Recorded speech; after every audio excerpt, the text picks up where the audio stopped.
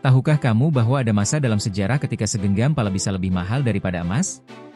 Atau bahwa ada bangsa yang rela berlayar lebih dari 1 tahun, menyeberangi badai, penyakit, dan lautan luas hanya untuk mencari bumbu dapur?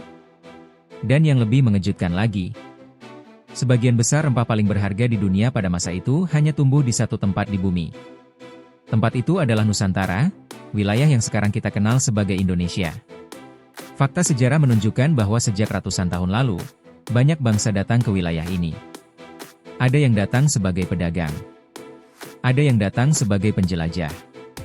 Tapi ada juga yang datang dengan kapal perang dan akhirnya menjajah selama ratusan tahun. Semua karena satu hal. Indonesia adalah wilayah yang sangat berharga.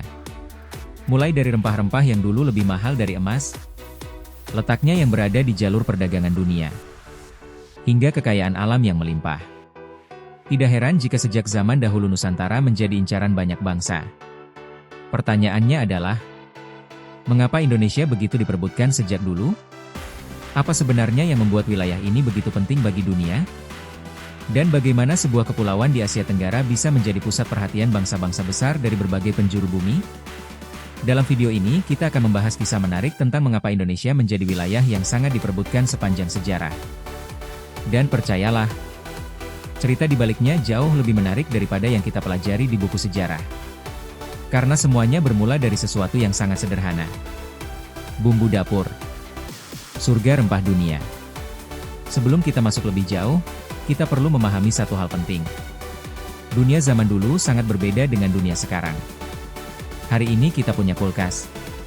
Kita punya freezer. Kita punya berbagai cara untuk menyimpan makanan. Tapi ratusan tahun yang lalu, manusia tidak punya teknologi seperti itu.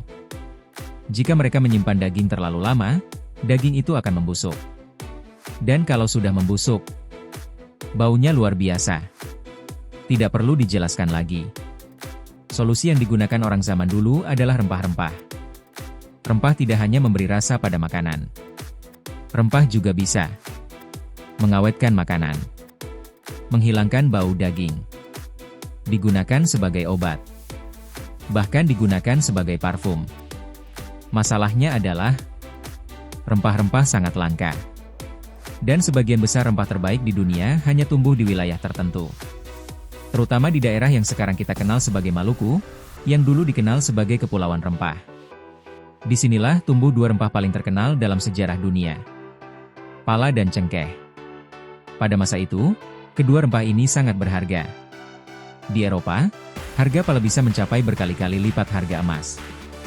Bahkan ada cerita bahwa orang Eropa membawa kantong kecil pala seperti membawa harta karun. Bayangkan saja.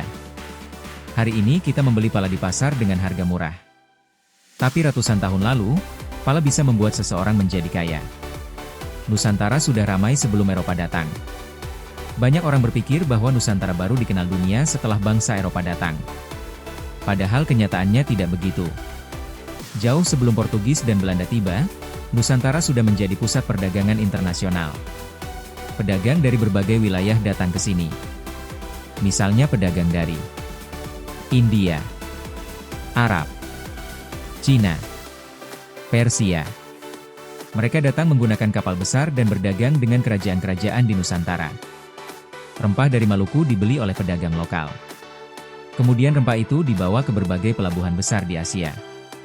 Setiap kali rempah berpindah tangan, harganya naik.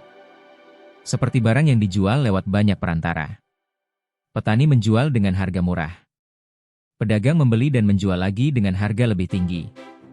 Pedagang berikutnya menaikkan harga lagi. Ketika akhirnya sampai di Eropa, harganya bisa menjadi ratusan kali lipat lebih mahal. Ini seperti membeli kopi di warung dengan harga Rp2.000, tapi setelah masuk kafe modern harganya menjadi Rp50.000.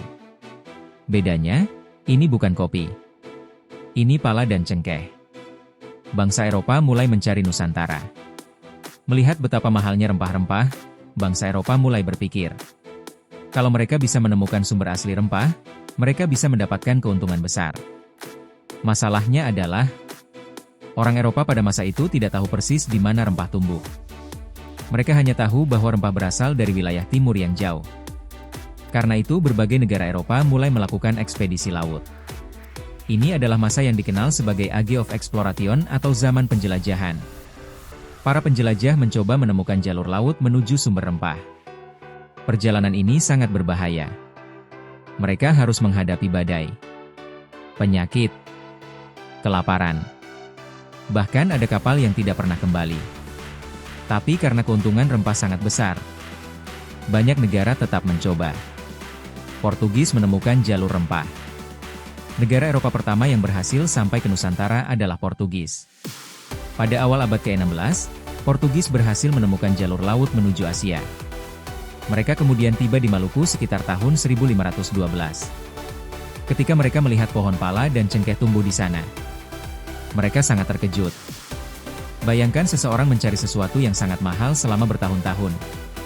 Lalu tiba-tiba menemukan bahwa benda itu tumbuh seperti pohon biasa. Bagi Portugis, Nusantara seperti menemukan tambang emas alami. Mereka kemudian mulai membangun benteng dan mencoba menguasai perdagangan rempah. Namun Portugis tidak sendirian. Bangsa lain segera menyusul. Kedatangan Belanda. VOC bukan perusahaan biasa. Perusahaan ini memiliki kekuasaan yang sangat besar. VOC bisa membuat perjanjian dengan kerajaan, membangun benteng, mencetak uang, bahkan memiliki tentara sendiri. Dengan kekuatan itu, VOC perlahan-lahan mulai menguasai perdagangan rempah di Nusantara. Tujuan mereka sederhana: mengontrol pasar rempah dunia. Perebutan rempah yang keras. Persaingan dalam perdagangan rempah sangat keras. VOC ingin memastikan bahwa hanya mereka yang bisa menjual pala dan cengkeh. Untuk melakukan itu, mereka melakukan berbagai cara. Salah satunya adalah membatasi jumlah pohon rempah.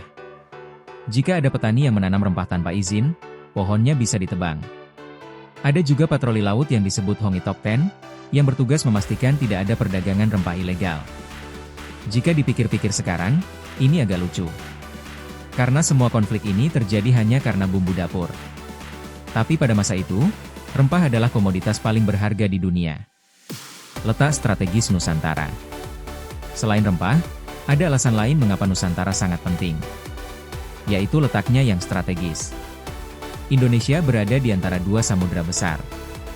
Samudra Hindia, Samudra Pasifik, dan juga berada di antara dua benua, Asia, Australia. Letak ini membuat Nusantara menjadi jalur perdagangan penting. Kapal yang berlayar dari India ke Cina biasanya melewati wilayah ini. Begitu juga kapal dari Timur Tengah menuju Asia Timur. Artinya siapa yang menguasai Nusantara bisa mengontrol jalur perdagangan dunia. Ini seperti memiliki jalan tol utama yang dilewati semua kendaraan. Kekayaan alam Nusantara. Selain rempah, Nusantara juga memiliki sumber daya alam yang sangat besar. Tanahnya subur, hutannya luas, lautnya kaya ikan. Ada juga berbagai mineral berharga seperti emas dan timah. Tidak heran jika banyak bangsa tertarik datang ke wilayah ini. Bagi mereka, Nusantara adalah wilayah yang penuh peluang. Karena menjadi pusat perdagangan, Nusantara juga menjadi tempat bertemunya berbagai budaya. Di sini bertemu budaya dari India, Arab, Cina, Eropa. Pertemuan budaya ini membentuk masyarakat Nusantara yang sangat beragam. Bahasa, makanan, dan tradisi saling mempengaruhi satu sama lain. Inilah salah satu alasan mengapa budaya Indonesia sangat kaya. Jadi mengapa Indonesia diperebutkan sejak zaman dulu? Ada beberapa alasan utama. Pertama, Nusantara adalah sumber rempah paling berharga di dunia. Kedua, wilayah ini berada di jalur perdagangan internasional yang sangat penting. Ketiga, Nusantara memiliki kekayaan alam yang melimpah. Dan yang keempat, wilayah ini menjadi pusat pertemuan berbagai budaya dan perdagangan global. Semua faktor itu membuat Nusantara menjadi wilayah yang sangat strategis. Tidak heran jika sepanjang sejarah banyak bangsa datang ke sini. Sebagian datang sebagai pedagang, sebagian datang sebagai penjelajah, dan sebagian lagi datang sebagai penjajah. Namun pada akhirnya, semua perjalanan sejarah itu membentuk Indonesia menjadi negara yang kita kenal sekarang. Sebuah negara kepulauan besar dengan sejarah panjang yang penuh cerita menarik. Dan jika melihat sejarahnya, Tidak berlebihan jika kita mengatakan bahwa sejak dulu Indonesia memang selalu menjadi pusat perhatian dunia. Jika kamu suka konten seperti ini, jangan lupa like, komen dan subscribe channel kami. Agar channel ini dapat berkembang dan dapat terus memberikan pengetahuan baru lainnya. See you and bye-bye.